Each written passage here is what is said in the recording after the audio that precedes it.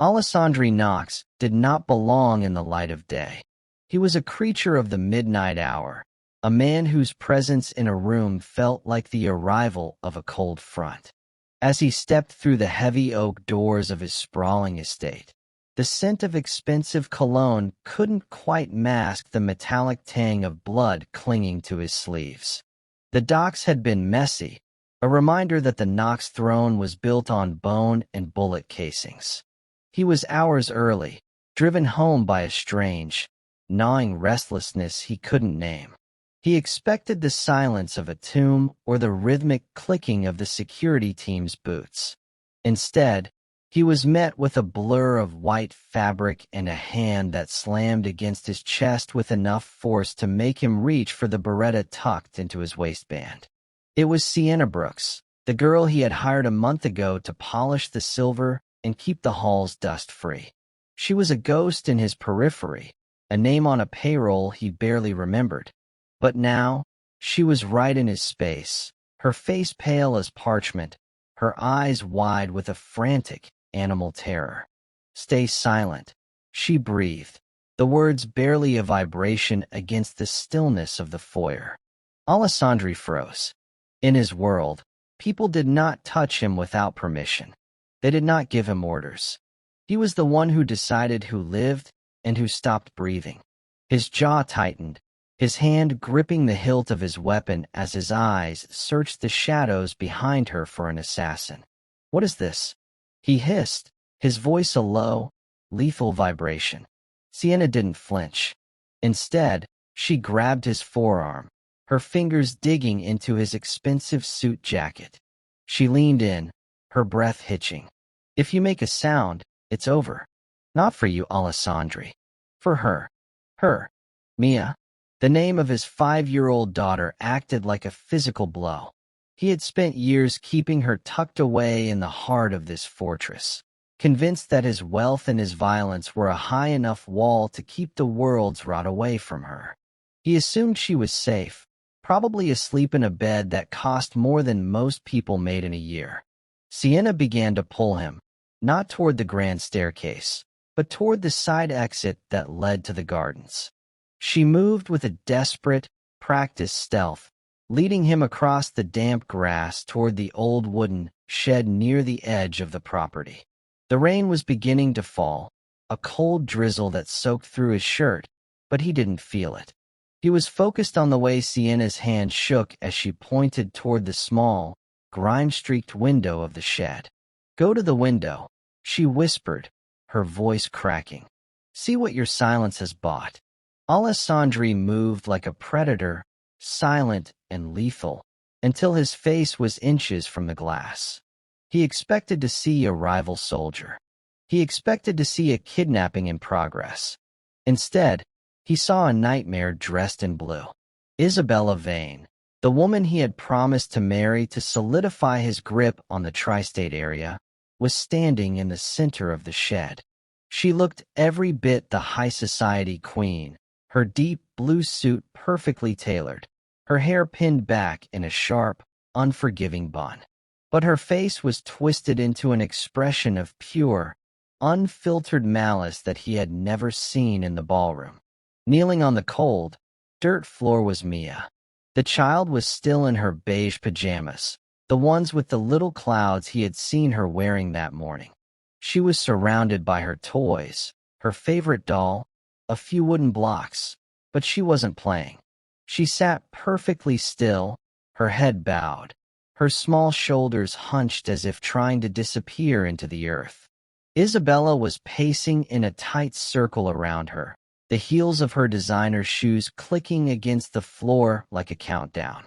She stopped and leaned down, her finger pointing directly into Mia's face, a sharp, accusatory spear. "Do you think he cares?" Isabella's voice drifted through the cracks in the wood, cold and sharp as a razor. "Your father is a monster, Mia. He looks at you and sees a mistake, a liability. He brought me here to replace the memory of your mother, and soon I will replace you, too." Alessandro felt the world tilt. The blood in his veins, usually so cold and controlled, began to boil. He reached for the handle of the shed, ready to tear the door off its hinges and crush the life out of the woman, threatening his flesh and blood. Sienna's hand clamped over his mouth again, her body weight leaning into him to hold him back against the exterior wall. "Don't," she pleaded into his ear. "If you go in there now, she'll trigger the failsafe. She has a contact with the Santoro Syndicate. One word from her, and this house becomes a kill zone. She's documented everything to make you look like the abuser, Alessandri. She's built a cage for you, and Mia is the bait." Alessandri looked back through the window. He watched as Isabella grabbed Mia's chin, forcing the girl to look up. "Tell me what you are," Isabella demanded. Mia's voice was a broken whisper, a sound that shattered the foundation of Alessandri's entire life. "I am a burden," the child said. "If you are a lover of stories that stays with you even after watching, subscribe to the channel so YouTube doesn't hide the next story from you. Don't forget to tell me in the comment section where you are watching from." Alessandri Knox had killed men for less. He had burned cities for power.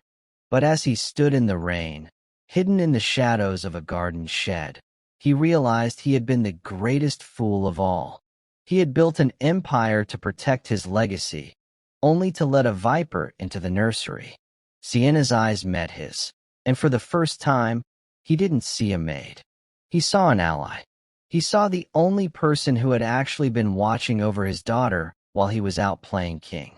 "Help me," he mouthed, his pride turning to ash. Sienna nodded slowly, her grip on his arm loosening. "I have the recordings. I have the dates. But we can't fight this with guns, Alessandri. We have to be smarter than her. We have to become ghosts." Inside the shed, Isabella laughed, a chilling, melodic sound that promised only death. Alessandri watched his daughter's silent tears fall into the dirt, and in that moment, the Mafia enforcer died. A father was born in the dark, and he was far more dangerous than the monster he used to be. The cold rain continued to lash against the wooden siding of the shed, but Alessandri no longer felt the chill. His entire universe had shrunk to the size of the narrow gap between two rotting planks. Inside, the dim light of a single hanging bulb cast long, distorted shadows that made Isabella look like a towering demon.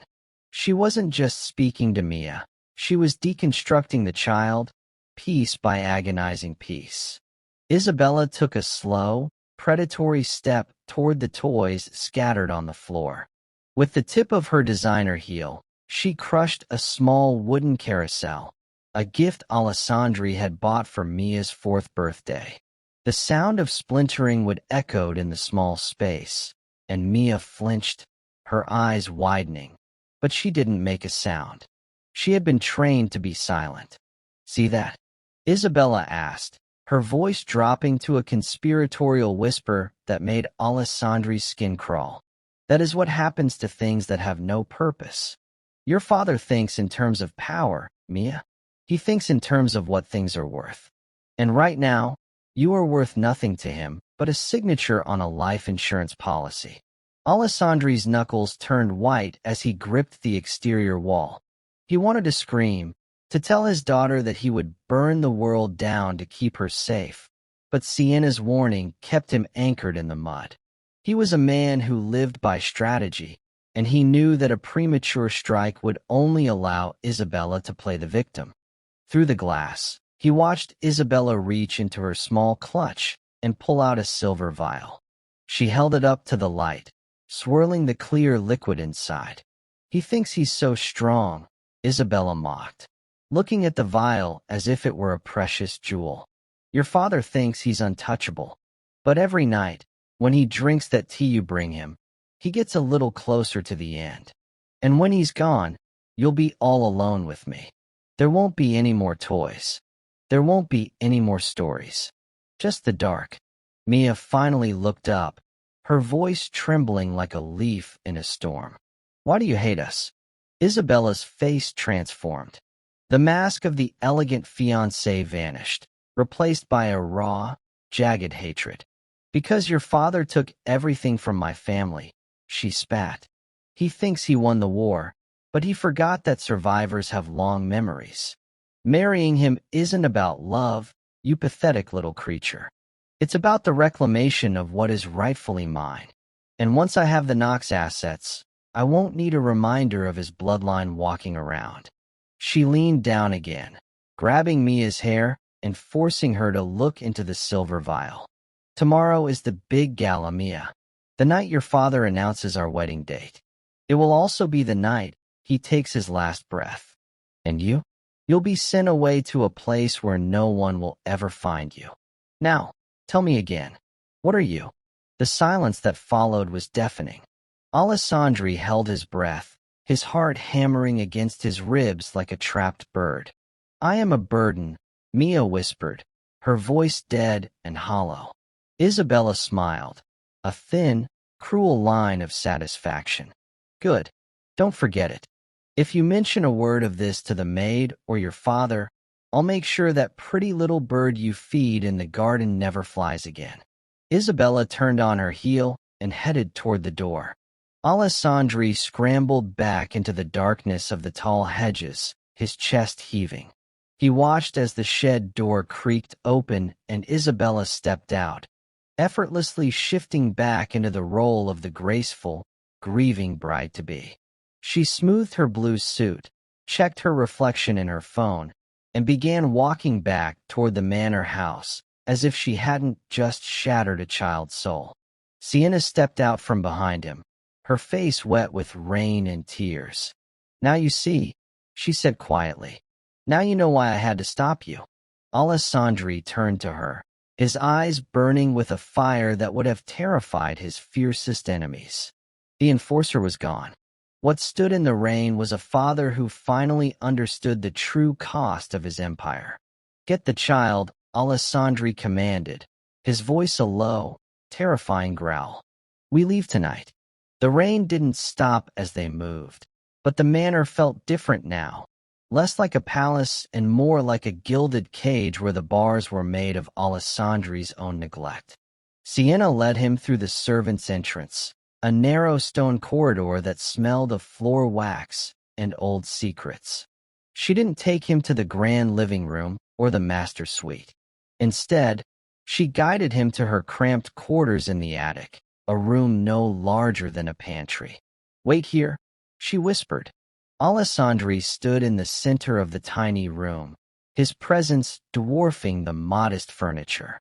He looked at the cracked mirror on the wall and barely recognized the man staring back. The blood on his cuffs had dried to a dull brown, a reminder of the violence he had mastered, yet he felt entirely powerless. Moments later, the door creaked open. Sienna entered carrying Mia, who was wrapped in a frayed wool blanket. The child's eyes were open, but they were vacant, staring at a point somewhere past her father's shoulder. Sienna placed Mia gently on the narrow bed and turned to Alessandri. Her expression was no longer one of fear. It was a grim, professional determination. You need to see the truth, Alessandri. Not just what you heard in the shed, but what she's been doing when the doors are locked. Sienna reached out and peeled back the sleeve of Mia's beige pajama top. On the small, pale forearm were 3 distinct, purple bruises, the unmistakable shape of a hand gripping too hard. Alessandri felt a surge of nausea that hit harder than any physical blow he'd ever taken in a back-alley fight. She tells her it's discipline, Sienna said, her voice trembling. She tells her that if she cries, the bruises will grow. And it's not just the physical. Look at this. Sienna reached under her mattress and pulled out a battered leather-bound notebook and a burner phone. She opened the notebook to a page dated 3 weeks prior. It was a meticulous log. 2:15 a.m. Isabella enters nursery. 2:45 a.m. Mia heard sobbing quietly. 3 a.m. Isabella exits, locking the door from the outside. Alessandri flipped through the pages. The log went back months. Every time he had been away on business. Every time he had been celebrating a new territory or a successful hit, his daughter had been living through a systematic campaign of terror. Sienna had recorded every meal missed, every hour Mia was forced to stand in a corner, and every threat Isabella had hissed through the nursery door. Then, Sienna turned on the burner phone. "I've been tapping into the internal intercom system I rigged when I first suspected her," she explained. "Listen to this call from yesterday afternoon." The audio was grainy, but the voice was unmistakable. It was Isabella, but the sophisticated lilt was gone, replaced by a cold, transactional tone. "The wedding is just a formality." Isabella's voice crackled through the small speaker. "Knox is already consuming the digitalis. His heart will give out within 48 hours of the ceremony. The doctors will call it stress. Once the will is executed, the girl becomes a ward of the Santoro estate. We'll handle the accident shortly after. Make sure the Swiss accounts are ready for the transfer." A man's voice responded, deep and distorted. "And the maid? She's been hovering." "Sienna?" Isabella laughed, a sound like glass breaking. "She's a peasant. If she becomes a nuisance, she'll be the one found with the empty pill bottle in her hand. Everyone knows she's been distraught lately." The recording ended. The silence in the attic room was heavy, suffocating. Alessandri looked at his daughter, who had curled into a ball on the bed, her thumb tucked into her mouth, a habit she had outgrown years ago but had clearly reclaimed for survival. Sienna reached out, her hand hovering near Alessandri's arm. "I came here to hurt you, Alessandri. My father was the accountant for the Morello family. When you wiped them out, you took his livelihood, his dignity. He died a broken man because of you. I took this job to find a way to make you bleed." She paused, looking at Mia with a tenderness that Alessandri hadn't shown in years. "But then I saw her. I saw what Isabella was doing. I realized that your daughter was the only truly innocent thing in this house of monsters. I couldn't let her pay for your sins. I've been documenting everything, waiting for the moment you came home early, waiting for the moment you were finally forced to see the devil you invited into your bed." Alessandri closed his eyes, the weight of his failures pressing down on him. He had spent his life building a fortress, thinking that violence was the only language that could protect his legacy. He had been so busy fighting enemies at the gates that he had failed to see the one already inside the throne room. "I have the bank records too," Sienna added, pulling a thumb drive from her pocket. "Every cent she's diverted from your legal holdings to the Santoro accounts. She hasn't just been hurting Mia, she's been hollowing out your empire from the inside out. By the time you were supposed to die, you would have been a king of nothing." Alessandri took the thumb drive, his fingers brushing against Sienna's. He looked at the maid, this woman who had every reason to hate him, yet had spent months shielding his child from a fate worse than death. "Why tell me now?" he asked, his voice a jagged shadow of its former self. "Why not just let her kill me?" Sienna looked him straight in the eyes. "Because if you die, Mia dies. And I won't let that happen.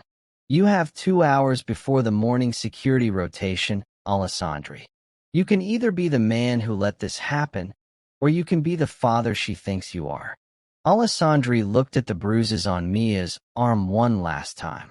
The fire that had been smoldering in his chest erupted into a cold, focused diamond of rage. He didn't need his soldiers.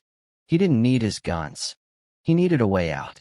"I'm not the father she thinks I am," Alessandri whispered, stroking Mia's hair with a hand that had only ever known how to make a fist. "But I'm going to be the man who makes sure Isabella Vane never draws another breath in this city." The small attic room felt tighter with every passing second, the air thick with the scent of rain and the heavy realization of a betrayal that went deeper than steel. Alessandri stared at the burner phone in his hand, his thumb tracing the screen as if he could feel the venom in Isabella's recorded voice. He looked toward the small vanity in the corner of Sienna's room, where a half-empty box of Earl Grey tea sat beside a porcelain cup. It was the same tea he drank every night, delivered to his study by Isabella's own hand, a ritual he had once viewed as a rare moment of domestic peace. Sienna noticed his gaze.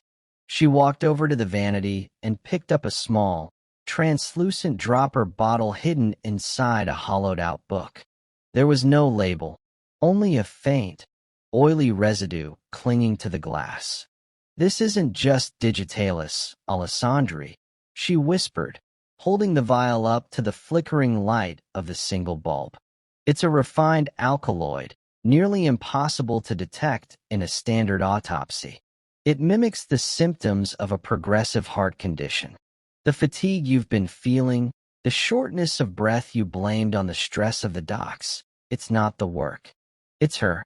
She's been thinning your blood and weakening your heart muscle for months." Alessandri's hand went instinctively to his chest. He had felt it, a fluttering, a sudden coldness in his extremities that he had stoically ignored, convinced that a Knox did not succumb to frailty. The realization that his own body was being turned into a ticking clock by the woman he allowed into his inner sanctum was a humiliation more bitter than the poison itself. "She wanted you to make it to the altar," Sienna continued, her eyes fixed on the sleeping form of Mia. "The alliance with the Santoro family requires a living groom for the contract to be legally binding under the old laws. But once that ring was on her finger, you were surplus to requirements. You would have suffered a massive coronary during the honeymoon, leaving her as the sole executor of the Knox estate and the guardian of the Santoro interests." Alessandri took the vial from her, his grip so tight the glass groaned. "How did you get this?" Sienna looked down at her hands. "I switched the bottles a week ago. I replaced the toxin with a harmless saline solution, but I had to leave enough of the real substance in the bottom so she wouldn't notice the weight change. I've been watching her dose your tea every night through the crack in the pantry door. I wanted to tell you, but I knew you wouldn't believe the maid over the woman who shared your bed. I had to wait for the evidence to be undeniable." Alessandri looked at the tea box, then back at the sleeping child. The cruelty was surgical. Isabella hadn't just been poisoning him. She had been poisoning the very idea of his future. Every sip he took was a step toward leaving Mia completely defenseless. The poisoned alliance wasn't just a political maneuver. It was a death sentence for his entire lineage. "Isabella isn't working alone," Alessandri said, his voice dropping to a gravelly rasp. "The Santoros don't have the chemists for this.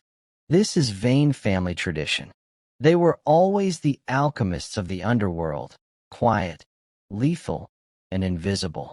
I thought I was marrying a strategic partner. I was actually inviting a professional executioner into my home." He walked to the window, looking out at the sprawling estate. The security lights flickered across the wet pavement, manned by guards he paid, yet he felt entirely surrounded. The toxin in his system, though now being diluted by the saline Sienna had swapped in, still felt like a ghost in his veins. He realized then that he couldn't just kill Isabella. If he did, the Santoro syndicate would descend on the manor within the hour to protect their investment. "They think I'm a dead man walking," Alessandri said, turning back to Sienna. His eyes were no longer those of a confused father. They were the eyes of the man who had clawed his way to the top of the Chicago hierarchy. "They've planned for my heart to stop, but they haven't planned for me to stop being Alessandri Knox." Sienna watched him, a flicker of hope competing with the exhaustion in her face. "What are you going to do?" Alessandri looked at the vial one last time before dropping it into his pocket. "We aren't going to the gala tomorrow to announce a wedding, Sienna. We're going to give them the ending they've been waiting for, but not the one they expect." He leaned over and kissed Mia's forehead, his rough, tattooed hand trembling slightly. The poison had reached his heart, but not in the way Isabella intended. It had finally woken it up. The silence in the attic shifted from the weight of Isabella's poison to the weight of a history Alessandri had long since buried under the foundations of his empire. He looked at Sienna, really looked at her, searching for a ghost in her features. The way she held herself, the defiant set of her jaw. It was familiar, a fragmented memory of a man who had once begged for mercy in a boardroom Alessandri had turned into a slaughterhouse. "You said your father was an accountant for the Morellos," Alessandri said, his voice barely audible over the rhythmic drumming of the rain. "His name wasn't just Brooks, was it?" Sienna wiped a stray tear from her cheek, her eyes hard and bright, like polished flint. "Arthur Miller," she replied. "You called him a pencil-pushing parasite before you took his ledger and his life. You didn't pull the trigger, Alessandri, but you made sure he had nowhere to run. You liquidated his assets, burned his reputation, and left us with nothing but a name that felt like a curse." Alessandri felt the ghost of his past self, the cold, younger man who thrived on the destruction of his rivals, recoil. He remembered Arthur Miller now, a man who had tried to play both sides, a man whose only sin was being too small for the war he'd walked into. "I came here for blood," Sienna continued, her voice gaining strength. "I spent 2 years changing my identity, learning the layout of this estate, waiting for the right moment to slip something into your drink or leave a gas line open. I wanted you to feel the same hollowed-out terror my father felt in his final days." She turned toward the bed, where Mia stirred in her sleep, her small hand clutching the frayed wool blanket. "But then I saw you with her. Or rather, I saw how you weren't with her. I saw a man so obsessed with his crown that he didn't notice his own palace was rotting. And then I saw Isabella." Sienna walked to the edge of the bed and touched Mia's hair with a tenderness that made Alessandri's throat tighten. "The first time I saw her strike Mia, I had my hand on a kitchen knife.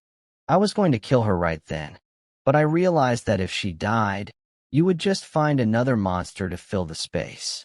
You were the one I hated, Alessandri, but she was the one who was truly evil. She wasn't just taking your money or your life. She was stealing that little girl's soul."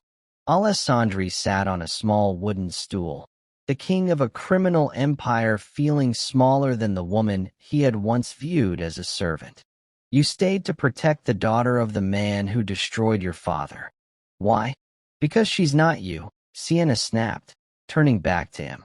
"Because every time she cried in the dark, I heard my own voice. Because no child should have to pay for the sins of their father with their own blood. I stayed because I realized that if I left, Mia wouldn't make it to her 6th birthday. I stayed to be the shield you were too busy to provide." The confession hung in the air, a bridge of shared pain between two people who should have been mortal enemies.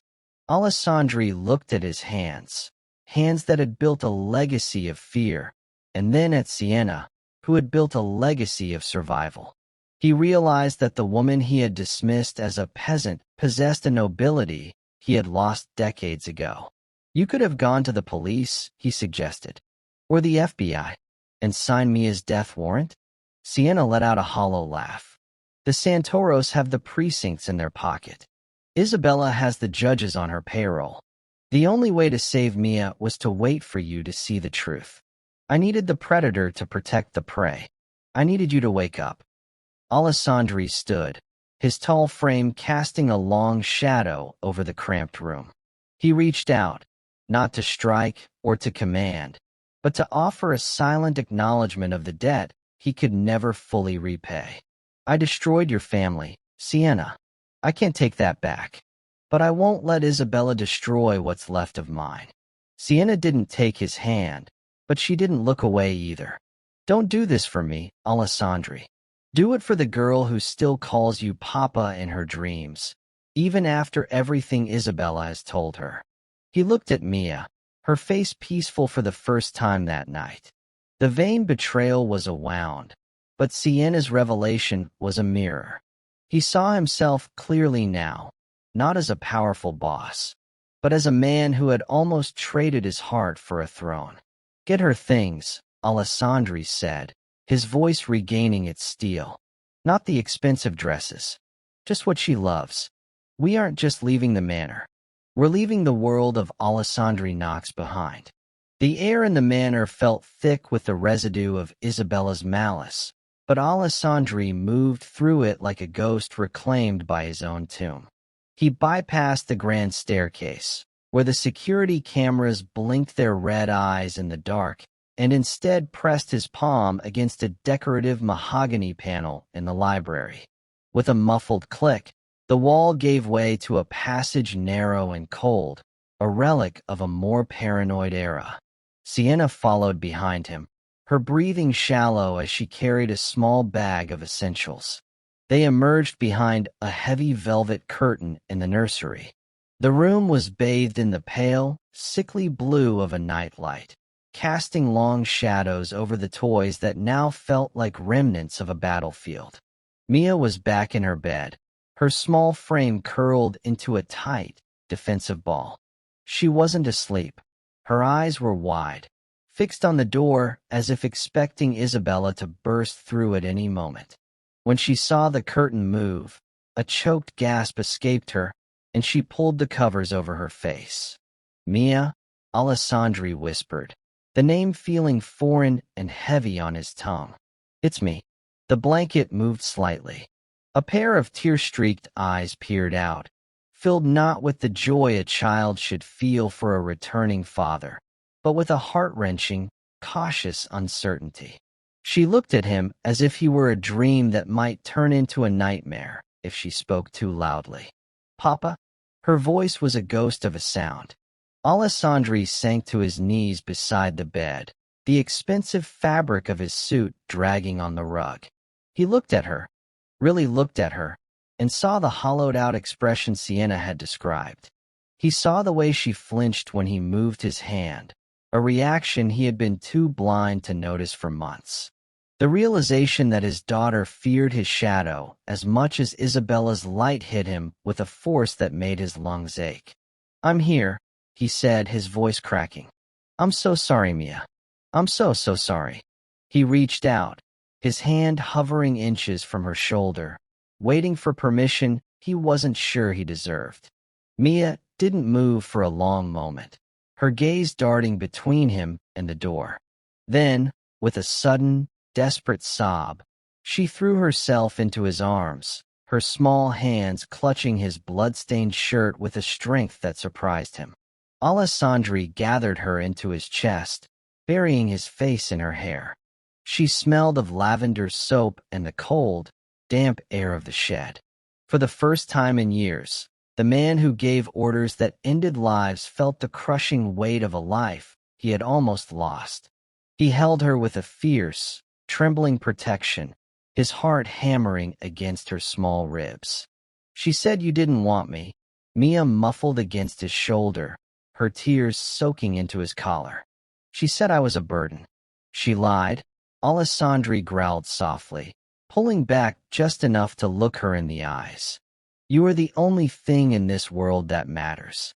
You are my heart, Mia. I was blind, and I was foolish, but I am never going to let anyone hurt you again. Not her.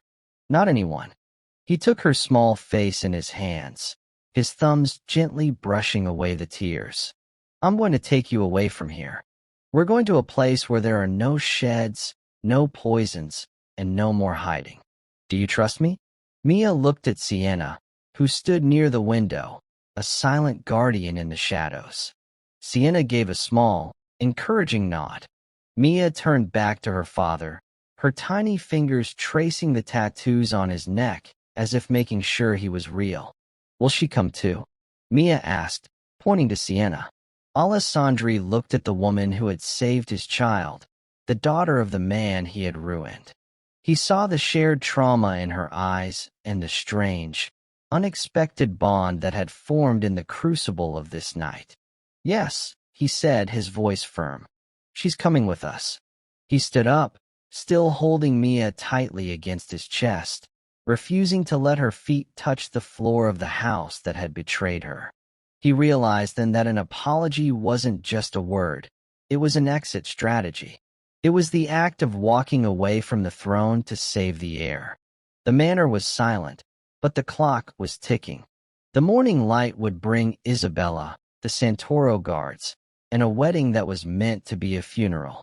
Alessandri adjusted his grip on his daughter, feeling her head settle against his shoulder. The enforcer was dead. The boss was gone. There was only a father, a maid, and a child, preparing to step into the dark to find the light. "Let's go," Alessandri whispered to Sienna, "before the world wakes up." The damp, heavy air of the secret passage felt like the breath of the estate itself, ancient and unforgiving. Alessandri led the way, Mia's small face tucked into the crook of his neck, her tiny hands still white-knuckled as they gripped his suit jacket. Behind them, Sienna moved with the silent efficiency of someone who had spent months learning the rhythm of the shadows.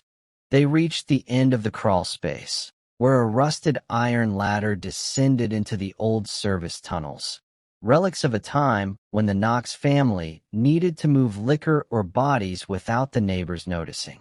As they reached the concrete floor of the basement, a sharp, electronic chirp echoed through the hollow space. It was the sound of the estate's perimeter alarms being deactivated, not by a breach, but by an authorized code. Alessandri froze, his blood running cold. He knew that sequence. It was the master override, the one he had given only to his head of security and his fiancée. "They're here," Sienna whispered, her voice tight with panic. "It's not even 4 in the morning. She wasn't supposed to move until the gala." "Isabella is accelerating the timeline," Alessandri growled, shifting Mia to his other arm and drawing his beretta. "She knows I came home early. She isn't waiting for the poison to finish the job anymore." Above them, the heavy thud of tactical boots hit the marble floors of the foyer. These weren't the regular estate guards. The rhythm was too precise, the movement too synchronized. These were the Santoro cleaners, professional assassins meant to ensure that the heart attack looked clean and that there were no witnesses left to tell a different story. They moved toward the garage exit, a reinforced steel door that led to a secondary driveway hidden by a dense line of hemlocks. Alessandri could hear the muffled shouts from upstairs, the sound of bedroom doors being kicked in. He felt Mia tremble against him, her breath coming in short, jagged gasps. He pressed his forehead against hers for a fleeting second, a silent promise of safety, before pushing through the exit. The rain had turned into a torrential downpour, blurring the world into shades of gray and black. Parked in the shadows was a nondescript, mud-splattered SUV, not one of Alessandri's luxury vehicles, but the car Sienna used for errands. It was the perfect ghost car. "Get in," Alessandri commanded, sliding Mia into the back seat. Sienna scrambled into the driver's seat, her hands shaking as she fumbled with the ignition. A sudden flash of light cut through the rain. A black sedan roared around the corner of the main house, its high beams catching them in a blinding glare. The passenger window rolled down, and the metallic glint of a suppressed submachine gun appeared. "Go!" Alessandri shouted, slamming the door and ducking as a hail of glass shattered the SUV's rear window. Sienna floored it, the tires screaming against the wet gravel as she fishtailed toward the back gate. Alessandri twisted in his seat, returning fire through the broken glass. His shots were calculated, aimed at the sedan's engine block and tires. He wasn't shooting to kill a rival. He was shooting to buy a father's time. The back gate loomed ahead, a massive iron barrier that usually required a biometric scan. Isabella had likely locked it down. Sienna didn't slow down. She aimed for the smaller pedestrian gate, a weaker point in the fence line. "Hold on," she screamed. The impact was a jarring symphony of metal on metal. The SUV bucked as it tore through the gate, the iron bars groaning and snapping before they were spat out behind them. They plummeted onto the main road, the vehicle bouncing violently before Sienna regained control. Behind them, two more sets of headlights appeared, weaving through the darkness like the eyes of a hungry predator. Isabella's men were relentless. They knew that if Alessandri made it to the city, the Santoro alliance would crumble under the weight of his retaliation. Alessandri looked back at Mia, who had curled into a ball on the floorboards, her hands over her ears. He saw the terror in her eyes, but he also saw something else, a flicker of hope that he was actually fighting for her. He turned back to the road, his face a mask of cold, lethal focus. Turn toward the industrial district. Alessandri ordered Sienna. There's a warehouse on 4th and Vine. It's not on the Knox books. It's an old hideout from my father's time. If we can get inside, we can disappear. The chase stretched into a blur of neon lights and splashing puddles. Every turn Sienna took was a gamble, every red light a potential trap. The assassins were closing the gap, their vehicles flanking the SUV. A bullet hissed past Alessandri's ear, embedding itself in the dashboard. "We aren't going to make it to the city at this rate," Sienna cried out, her knuckles white on the steering wheel. "We don't need to make it to the city," Alessandri replied, his voice dropping to a terrifyingly calm level. "We just need to reach the bridge." He looked at the digital clock on the dash. In less than 5 minutes, the world would think Alessandri Knox was a dead man. He looked at Sienna, then at his daughter. The midnight run was almost over, but the ghost life was just beginning. The tires of the SUV screamed as Sienna took the sharp turn onto the industrial bridge, the river below a churning black abyss under the lashing rain. Behind them, the headlights of the Santoro sedans were gaining, closing the distance with a predatory hunger. Alessandri checked the weight of the burner phone in his hand, the detonator he had prepared for a day he hoped would never come. They reached the outskirts of the industrial district, where the skeleton of an old Knox refinery stood against the skyline. It was a place of rusted iron and chemical ghosts, abandoned by the city but maintained by Alessandri as a final contingency.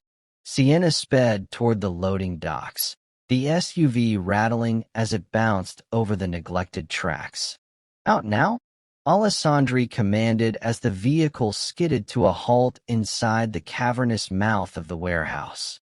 He pulled Mia from the back seat, shielding her eyes from the flickering floodlights. Sienna grabbed the small bag and the extra fuel canisters they had stashed in the trunk. The warehouse was pre-rigged. Alessandri had spent years preparing for a coup, though he had never imagined the betrayal would come from within his own bed.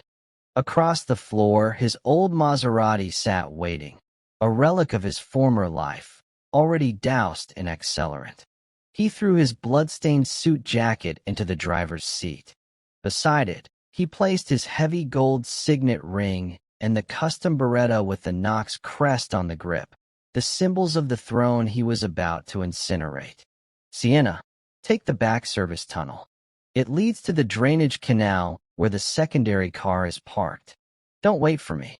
If you hear the blast, just drive," Alessandri ordered, his voice echoing in the hollow space. "I'm not leaving you to die in here," Sienna countered, her eyes fierce despite the soot and rain on her face. "I'm not dying," Alessandri said, looking at Mia, who was watching him with wide, silent eyes. "I'm being reborn. Now go." He watched them disappear into the shadows of the service corridor, the sound of their retreating footsteps swallowed by the roar of the Santoro sedans arriving at the warehouse gates. He heard the screech of brakes and the heavy thud of doors. Isabella's voice rose above the rain, cold and commanding, ordering her men to sweep the building and bring her the child. Alessandri moved with a lethal, practiced calm. He opened the valves on the industrial gas tanks lining the southern wall, the hiss of escaping vapor filling the air. He stepped toward the Maserati and pulled a small, silver locket from his pocket, the only thing he had left of Mia's mother. He tucked it into his shirt, close to his heart. He retreated to the edge of the service tunnel, the burner phone held steady in his hand. Through the gloom, he saw the first of the Santoro assassins break through the loading bay doors, their flashlights cutting through the dark like white daggers. They spotted the SUV and the Maserati, moving in with weapons raised. Alessandri looked at the warehouse one last time. The steel and stone that represented the empire he had built on blood and fear. He thought of the throne he was burning, the millions in offshore accounts he was abandoning, and the man the world thought he was. It all felt like ash already. "Goodbye, Alessandri," he whispered to the shadows. He pressed the sequence on the burner phone. The world turned white. A low, guttural roar began in the center of the refinery, a shockwave that shattered the remaining windows and buckled the corrugated steel walls. A pillar of fire erupted, consuming the Maserati and the SUV in a hungry, orange blossom of heat. The secondary explosions followed almost instantly, the gas tanks detonating in a rhythmic sequence that brought the heavy iron roof crashing down into the inferno. From the mouth of the drainage canal, a mile away, Alessandri felt the earth tremble. He stood in the mud, holding Mia tightly as they watched the night sky glow a hellish crimson. The refinery was a pyre, a monumental blaze that would be seen for miles. To the police, the Santoros, and the morning news, it would be the site where the Knox era ended in a desperate, fiery stand. Isabella would find the ring. She would find the gun. She would find the DNA of a man and a child in the charred remains of a vehicle she believed they were trapped in. Alessandri turned his back on the flames. He walked toward the modest, beat-up sedan where Sienna waited behind the wheel. He climbed into the back, pulling Mia onto his lap. She buried her face in his chest, her small hands finally relaxing their grip. "Is it over?" she whispered. "The Knox throne is gone, Mia," Alessandri replied, his voice a low, soothing hum. "And we are ghosts now. Ghosts can go anywhere they want." Sienna put the car in gear and drove into the darkness, leaving the burning throne behind them. The car glided through the gray pre-dawn mist, leaving the pillar of fire and the echoes of Alessandri's old life far behind. In the back seat, Mia had finally succumbed to exhaustion, her small head resting heavily against Alessandri's thigh. He looked down at her, his hand gently stroking her hair. For the first time in his adult life, he didn't feel the weight of a weapon at his hip or the crushing pressure of 1,000 expectations. He felt light, like a man who had stepped out of a suit of lead and into the open air. Sienna drove with a steady, focused intensity, her eyes constantly checking the rearview mirror for ghosts that were no longer chasing them. She navigated the car into a secluded rest area tucked deep within a state park, miles from the nearest main road. When she cut the engine, the silence that rushed into the car was profound. Alessandri reached into the inner pocket of his shirt and pulled out a series of documents and a cold, heavy hardware wallet. He also produced the small thumb drive Sienna had given him earlier. He sat forward, leaning into the space between the front seats. "This is the end of the line for the Knox name, Sienna," he said, his voice a low, gravelly rasp. He handed her the hardware wallet and a sheet of paper covered in complex, alphanumeric codes. "This contains the offshore accounts, the ones Isabella didn't find. It's nearly $40 million. It's untraceable, scrubbed through a dozen shells in the Caymans and Zurich." Sienna stared at the small device in her hand as if it were a live grenade. "I can't take this, Alessandri. This is blood money. It's Mia's future," he countered, his eyes locking onto hers with a piercing sincerity. "It's the cost of her education, her safety, and the life I almost stole from her. I can't be the one to manage it. If I touch this money, if I so much as log into these accounts, I leave a digital footprint that the Santoros or the feds will eventually follow. I need to be a ghost. Truly a ghost. He pressed the device into her palm, his hand firm. I'm giving it to you because you're the only person who has ever protected her without an ulterior motive. You saved her when I was too blind to see her drowning. Use it to build a life where she never has to look over her shoulder. Buy the houses, set up the trusts, pay for the best security money can buy, but do it under names that don't exist yet. What about you? Sienna asked, her voice trembling. You're just going to walk away from $40 million? From everything? Alessandri looked at his hands. The tattoos were still there, the ink a permanent record of a violent past, but the gold ring was gone, lost in the fire. I'm stripping myself of every tie I have to that world. The money, the influence, the fear, it's the price of my freedom. If I keep even a cent, I'm still the Mafia boss. And that man died in the refinery tonight. He reached into his pocket and pulled out a small, heavy bag of high-grade diamonds. Portable, liquid wealth that required no banks and no passwords. This is all I'm taking. It's enough to start over, to buy a small piece of land somewhere quiet. The rest belongs to the two of you. Sienna looked at the hardware wallet, then back at the man who had been her enemy only hours ago. She saw the exhaustion in the lines of his face, but she also saw a clarity that hadn't been there before. He wasn't just faking his death. He was performing an exorcism.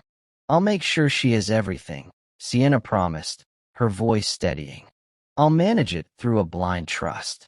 She'll never want for a thing. Alessandri nodded, a profound sense of relief washing over him. He felt the invisible chains of the Knox legacy finally snap. He was no longer a king, no longer a target, and no longer a monster. He was just a man in a beat-up car in the middle of a forest, holding a sleeping child. The sun was beginning to peek over the horizon, casting long, golden fingers through the trees. It was a new day, in a world that believed Alessandri Knox was ash. He looked at Sienna, a silent understanding passing between them. They were an unlikely trio, the ruined daughter, the fallen king, and the innocent child, but they were all they had. Let's go find that land, Alessandri whispered. Somewhere with a garden. Mia always liked the flowers. Sienna restarted the engine, the sound a soft hum in the morning light. They drove toward the state line, leaving the blood and the gold behind, moving toward a life where the only thing that mattered was the breath of a sleeping girl. The air in the Pacific Northwest was different from the stifling, coal-smutted wind of Chicago. Here, it tasted of cedar, salt, and endless possibility. 6 months had passed since the night the world watched a Knox refinery collapse into a tomb of fire, and in that time, Alessandri had learned that silence didn't have to be a weapon. It could be a sanctuary. He stood on the porch of a modest timber frame house tucked away in a valley where the trees grew tall enough to hide the sky. He was no longer wearing Italian silk or gold cufflinks. Instead, his hands, once famous for their lethal precision, were calloused from hauling lumber and turning soil. He wore a simple flannel shirt, sleeves rolled up to reveal the tattoos that served as the only remaining evidence of a man who no longer existed. To the small town nearby, he was Elias Thorne, a quiet widower who had moved to the coast to find peace. He leaned against the railing, a cup of coffee steaming in his hand, and watched the small clearing beyond the porch. Mia was there, her blonde hair catching the morning sun as she chased a golden retriever through the tall grass. She was laughing, a bright, clear sound that still made Alessandri's heart stop for a fleeting second every time he heard it. 6 months ago, she had been a hollowed-out ghost, a child who whispered that she was a burden. Now, she was vibrant, her cheeks flushed with health, her movements free of the paralyzing fear that had once defined her. She had grown an inch, but more importantly, she had reclaimed her childhood. Sienna sat on a stone bench near the vegetable garden, a book open on her lap, though she wasn't reading.